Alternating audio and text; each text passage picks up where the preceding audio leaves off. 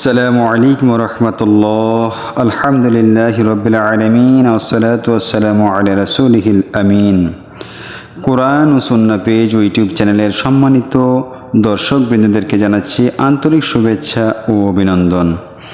প্রিয় দর্শক, আধুনিক বিশ্বের চ্যালেঞ্জ মোকাবেলায় রাসূল সাল্লাল্লাহু আলাইহি সাল্লামের আদর্শর আমরা চারটি স্তর পেয়েছিলাম। চারটি স্তরের প্রথম স্তরটি ছিল নৈতিক ও চারিত্রিক চ্যালেঞ্জ। সেই সম্পর্কে আমরা আরও 8টি প্রকার নিয়ে আলোচনা করেছি। আজকে আলোচনা করব খ নাম্বার সমাজ ও রাজনৈতিক চ্যালেঞ্জ সম্পর্কে। প্রিয় দর্শক, ভিডিওটি শেষ পর্যন্ত দেখার জন্য সবিনয় অনুরোধ জানাচ্ছি। চলুন জানা যাক খ নাম্বার সমাজ ও রাজনৈতিক চ্যালেঞ্জ মোকাবেলা। মহানবী হজরত মুহাম্মদ সাল্লাল্লাহু আলাইহি ওয়াসাল্লাম সামাজিক ও রাজনৈতিক অগ্রগতির পথে সকল চ্যালেঞ্জ মোকাবেলা করে বিশ্ববাসীকে একটি আদর্শ সমাজ ব্যবস্থা উপহার দিতে সক্ষম হয়েছিলেন। সুবহানাল্লাহ। প্রাক ইসলামী যুগে আরবের সামাজিক অবস্থা ছিল অত্যন্ত শোচনীয়। গোত্রকলহ, যুদ্ধ বিগ্রহ, মারামারি, হানাহানি, সামাজিক বিশৃঙ্খলার নৈরাজ্য পূর্ণ অবস্থার মধ্যে নিপতিত ছিল গোটা সমাজ। এমন এক দুর্যোগময় যুগে মহানবী সাল্লাল্লাহু আলাইহি ওয়াসাল্লামের আবির্ভাব ঘটেছিল। তিনি আরবের বুকে বৈপ্লবিক সংস্কার সাধন করে বিশ্বের ইতিহাসে অতুলনীয় খ্যাতি অর্জন করেন। সমাজ ও রাজনৈতিক চ্যালেঞ্জ মোকাবেলায় মহানবী সাল্লাল্লাহু আলাইহি ওয়াসাল্লাম এর গৃহীত আদর্শ পদক্ষেপের সময় তুলে ধরা হলো। 1. বিচার বিভাগকে স্বাধীনকরণ। মানব সমাজকে নৈতিক অধঃপতন থেকে ফিরিয়ে আনতে হলে বিচার বিভাগকে সরকারের যাবতীয় হস্তক্ষেপ, প্রভাব ও চাপ থেকে মুক্ত এবং স্বাধীন রাখতে হবে। সাথে সাথে প্রকৃত অপরাধীদের বিরুদ্ধে ইসলামী আইন মোতাবেক নির্ভয়ে নিঃসংকোচিত্তে বিচারের রায় প্রদান ও তা কার্যকর করতে হবে। তাহলে দুষ্ট চরিত্রের যুবক যুবতীরা শাস্তির ভয়ে পাপের পথ থেকে ফিরে আসবে ইনশাআল্লাহ। মহানবী হজরত মুহাম্মদ সাল্লাল্লাহু আলাইহি ওয়াসাল্লাম এর যুগে মাখজুম গোত্রের এক মহিলা চুরি করলে তার গোত্রের লোকজন তার ব্যাপারে রাসূল সাল্লাল্লাহু আলাইহি ওয়াসাল্লামের নিকট সুপারিশ করার জন্য ওসামা বিন জায়েদ রাদিয়াল্লাহু আনহু এর কাছে আসে। ওসামা রাদিয়াল্লাহু আনহু এই ব্যাপারে রাসূল সাল্লাল্লাহু আলাইহি ওয়াসাল্লামের সাথে আলোচনা করলে তিনি রাগে অগ্নিশর্মা হয়ে বলেন, যার হাতে মুহাম্মদের প্রাণ রয়েছে তার শপথ, যদি মুহাম্মদের কন্যা ফাতেমাও চুরি করত তবে আমি অবশ্যই তার হাত কেটে দিতাম। সুবহানাল্লাহ। 2 নাম্বার দাস প্রথার উচ্ছেদ। আরবে বহু যুগ ধরে গোলামি প্রথা প্রচলিত ছিল। মনিবরা গোলামদের উপর অমানসিক অত্যাচার করত। মানুষ হিসাবে তাদের কোনো মর্যাদাই ছিল না। তাদের সাথে পশুর মতো আচরণ করত। তাদেরকে বাজারে ক্রয় বিক্রয় করা হতো। হজরত মুহাম্মদ সাল্লাল্লাহু আলাইহি ওয়াসাল্লাম মনিবদের নির্দেশ প্রদান করেছিলেন, তোমরা কৃতদাসদের প্রতি সদাচরণ করো। তোমরা যা খাও পরিধান করো তা তাদের খেতে এবং পরিধান করতে দাও। তিনি তাদের মুক্তির পথ নির্দেশ করে ঘোষণা দিলেন, গোলামকে আজাদ করা আল্লাহর একটি শ্রেষ্ঠ ইবাদত। সুবহানাল্লাহ। 3 নাম্বার হচ্ছে নারীর মর্যাদা দান। তৎকালীন আরবে নারীদের ভোগ্য সামগ্রী মনে করা হতো। তারা ছিল পুরুষদের দাসী মাত্র। কন্যা সন্তানদের জীবন্ত দাফন করা হতো। পরিবারের কর্তাই ইচ্ছে করলে নারীকে ক্রয় বিক্রয় এবং হস্তান্তর করতে পারত। পিতা এবং স্বামীর সম্পত্তিতে তাদের কোনো অংশ ছিল না। মোট কথা, তৎকালীন সমাজে নারীদের সম্মান ও মর্যাদা ছিল কঠিন চ্যালেঞ্জের মুখে। মহানবী সাল্লাল্লাহু আলাইহি ওয়াসাল্লাম সেই চ্যালেঞ্জ মোকাবেলা করে সমাজে নারীদেরকে অভূতপূর্ণ মর্যাদা প্রদান করেন। তিনি নারী পুরুষ সকলকে ন্যায্য অধিকার ও সম্মান প্রদান করেন। তিনি ঘোষণা করেন, জননীর পদতলে সন্তানের বেহেশত। সুবহানাল্লাহ। 4 নাম্বার সংঘাতমুক্ত সমাজ প্রতিষ্ঠা। তৎকালীন আরবের বিভিন্ন গোত্রে দ্বন্দ্ব সংঘাত লেগেই থাকত। সামান্য অজুহাতে ভয়াবহ যুদ্ধের দামামা বাজত আর দীর্ঘকাল যাবৎ তা দাবানলের মতো জ্বলন্তে থাকত। রক্তপাত ও লুণ্ঠন ছিল তাদের নিত্যদিনের পেশা। হজরত মুহাম্মদ সাল্লাল্লাহু আলাইহি ওয়াসাল্লাম এই সমস্ত অরাজকতার অবসান ঘটিয়ে শান্তিময় সমাজ প্রতিষ্ঠা করেন। তিনি প্রাক নবুয়ত হিলফুল ফুজুল এবং পরে মদিনা সনদ এর মাধ্যমে সমাজে শান্তি আনয়ন করেন। 5 মদ্যপান রহিতকরণ। মদ্যপ্রিয়তা আরবদের একটি অন্যতম বৈশিষ্ট্য ছিল। নর্তকীদের সঙ্গে মদমত্ত হয়ে তারা যে কোনো অশ্লীল কাজ করত। মহানবী সাল্লাল্লাহু আলাইহি সাল্লাম দেখলেন নেশাগ্রস্ত ব্যক্তি সামাজিক অর্থনৈতিক জীবনে চরম ক্ষতি সাধনকারী।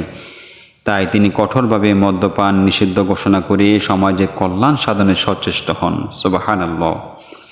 6. জুয়া খেলা নিষিদ্ধকরণ। তৎকালীন আরবে জুয়া খেলার ব্যাপক প্রচলন ছিল এবং এটাকে সম্মানজনক অভ্যাস মনে করত। জুয়া খেলা হেরে মানুষ অসামাজিক কাজে লিপ্ত হতো, ফলে ব্যাহত হতো সামাজিক জীবন। হযরত মুহাম্মদ সাল্লাল্লাহু আলাইহি সাল্লাম জুয়া খেলা নিষিদ্ধ ঘোষণা করে সমাজকে ভয়াবহ বিপর্যয় থেকে রক্ষা করেন এবং সে অনুযায়ী তিনি কাজও করে গেছেন। সুবহানাল্লাহ। 7 নাম্বার, নিষ্ঠুরতার অবসান। প্রাচীন আরব নিষ্ঠুরতায় ভরপুর ছিল। ভোগবাদী আরবরা দাস দাসী এমনকি শূদ্র গোত্রের লোকদের সাথে অমানবিক নিষ্ঠুরতার পরিচয় দিত। বিত্তবানরা খেলার ছলে দ্রুতগামী ঘোড়ার লেজের সাথে নারীদের বেঁধে দিত, আর ফলে হতভাগা নারীর প্রাণ প্রদীপ নিভে যেত। মহানবী সাল্লাল্লাহু আলাইহি ওয়াসাল্লাম সমাজ হতে এরূপ বর্বরতা ও নিষ্ঠুরতা দূর করে সমাজের আমূল পরিবর্তন আনয়ন করেন। সুবহানাল্লাহ। 8. কুশিত প্রথা উচ্ছেদ। কুশিত প্রথা বলতে এক প্রকার সুদের কারবার, অর্থাৎ সুদের বিনিময়ে টাকা ধার দেওয়ার ব্যবসা। আরব সমাজে জঘন্য কুশিত প্রথা বিদ্যমান ছিল। তারা এত উচ্চ হারে সুদের কারবার করত যে সুদ পরিশোধ করতে না পারলে সুদ গ্রহীতার স্থাবর অস্থাবর সমস্ত সম্পত্তির সাথে স্ত্রী পুত্র কন্যাকে নিয়ে নেওয়া হতো। আরবে প্রচলিত ব্যবস্থা সুস্থ সমাজ বিকাশে প্রচণ্ড বাধাস্বরূপ ছিল। নবীজি সাল্লাল্লাহু আলাইহি সাল্লাম সুদ হারাম ঘোষণা করেন এবং আত্মীয় স্বজন ও প্রতিবেশীকে কর্জে হাসানা দানে উৎসাহিত করেন। সুবহানাল্লাহ। 9. সমাজকে কুসংস্কার মুক্তকরণ। আরবের জাহিলি সমাজে নানা কুসংস্কার ছিল। ভাগ্য নির্ধারক, তীর, দেবদেবীর সাথে অলিক পরামর্শ, মৃত্যের অজ্ঞাত যাত্রার ধারণা প্রভৃতি চালু ছিল। শুধু তাই নয়, আরও নানা প্রকার ভূত প্রেত দৈত্য পরী প্রভৃতিকে বিশ্বাস করত। হযরত মুহাম্মদ সাল্লাল্লাহু আলাইহি সাল্লাম বিভিন্ন যুক্তি দিয়ে তাদের মন মগজ থেকে সমস্ত কুসংস্কার দূর করে দেন। সুবহানাল্লাহ। প্রিয় দর্শক, গ নাম্বার, শিক্ষা ও সাংস্কৃতিক চ্যালেঞ্জ মোকাবেলায় হযরত রাসূল সাল্লাল্লাহু আলাইহি সাল্লামের আদর্শ। 3 নাম্বার নিয়ে আজকে আমরা আলোচনা করব। ওমা তাওফিক ইল্লা বিল্লাহ। শিক্ষাই জাতির মেরুদণ্ড।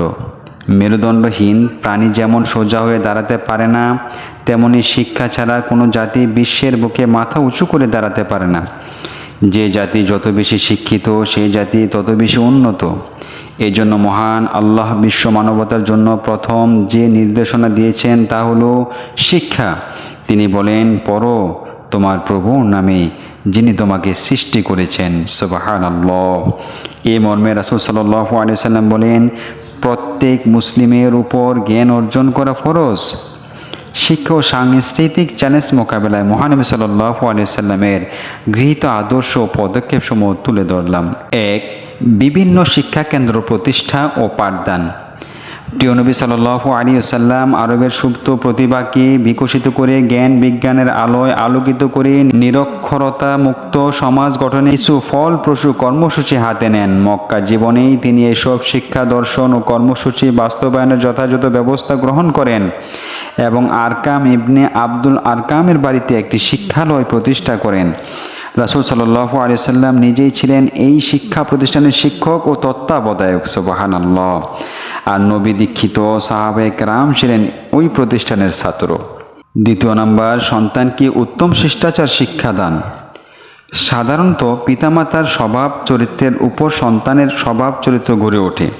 এই জন্য পিতামাতাকে উত্তম চরিত্রের অধিকারী হতে হবে। রাসূল সাল্লাল্লাহু আলাইহি সাল্লাম ইরশাদ করেন, প্রত্যেক সন্তান ফিতরাতের ইসলামী স্বভাব উপর জন্মগ্রহণ করে। অতঃপর তার পিতামাতা তাকে ইহুদি খ্রিস্টান ও অগ্নিপূজক করে গড়ে তোলে। তিনি আরও বলেন, পরিবারকে সংশোধন করার জন্য চাবুক এমন স্থানে রাখো যেন পরিবার তা দেখতে পায়, কারণ এইটাই তাদের জন্য শিষ্টাচার। সুবহানাল্লাহ। তাই পিতামাতার কর্তব্য সন্তানকে শিষ্টাচার শিক্ষা দেওয়া, তাহলে তারা উত্তম চরিত্রের অধিকারী হবেন। 3. জ্ঞান বিজ্ঞানে উন্নতি সাধন করা। বিশ্ব নেতৃত্বের আসন থেকে মুসলিমদের ছিটকে পড়া এবং বর্তমান বিশ্বে পাশ্চাত্য থেকে রাজনৈতিকভাবে মুসলমানদের পিছিয়ে পড়ার অন্যতম কারণ হলো শিক্ষা ও জ্ঞান বিজ্ঞানের উম্মার পশ্চাৎপদতা। অথচ এই উম্মার প্রতি আল্লাহর প্রথম নির্দেশই হলো জ্ঞান আহরণ করার প্রতি। রাসূল সাল্লাল্লাহু আলাইহি সাল্লামের প্রতি প্রথম ওহী ছিল ইকরা, অর্থাৎ পড়ুন। জ্ঞান অর্জনের প্রতি আল্লাহর প্রথম নির্দেশ এর প্রতি ইঙ্গিত বহন করে যে উম্মার সকল ক্ষেত্রে সফলতার মূল চরিত্র কাঠি হল জ্ঞান অর্জন। 4. উত্তম উপদেশ প্রদান। পিতামাতার দায়িত্ব হলো তারা ছেলে মেয়েদেরকে উত্তম উপদেশ প্রদান করবেন। সন্তানদের প্রতি লক্ষ্য রাখতে হবে যাতে তারা ইসলামী আদর্শে গড়ে ওঠে এবং জাহান্নাম থেকে মুক্তি লাভ করতে সচেষ্ট হয়। মহান আল্লাহ রব্বুল আলামিন বলেন, হে ঈমানদারগণ, তোমরা নিজেকে এবং তোমাদের পরিবারকে সেই আগুন থেকে বাঁচাও যার ইন্ধন হবে মানুষ এবং পাথর। সন্তানদেরকে উত্তম পথে আনার ব্যাপারে লোকমান হাকিম কর্তৃক তার পুত্রের প্রতি প্রদত্ত 9টি উপদেশ পিতামাতার জন্য বিশেষভাবে লক্ষণীয়। সেগুলো আমরা অবশ্যই কোরআন সূরা লোকমান আমরা গেটে নিয়ে জেনে নিব ইনশাআল্লাহ। 5. সাহিত্য সংস্কৃতি বা সাম্যপূর্ণ জীবন ব্যবস্থার বিশেষ অঙ্গ হচ্ছে বিনোদন। যে সমাজ ব্যবস্থায় বিনোদনের স্থান নেই তা বেশি দিন টিকতে পারে না। সাহিত্য সংস্কৃতি বিনোদনের অন্যতম অংশ। রাসূলের সময় সাহিত্য বলতে ছিল কবিতা। অশ্লীলতা বর্জিত কবিতার কথা তিনি বিশেষভাবে বলেছেন। কবিতা কথার মালার সুন্দরগুলি সুন্দর, অসুন্দরগুলি অসুন্দর।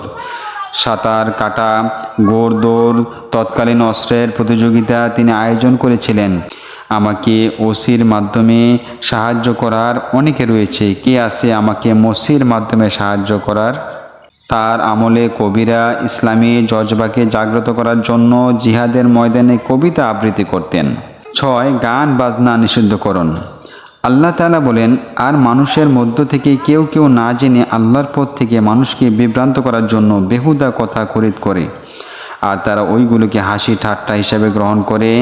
বেশিরভাগ তাফসিরগণে এই আয়াতে ব্যবহৃত আরবি শব্দ লাহওয়াল হাদিস বলতে গানকে বুঝিয়েছেন।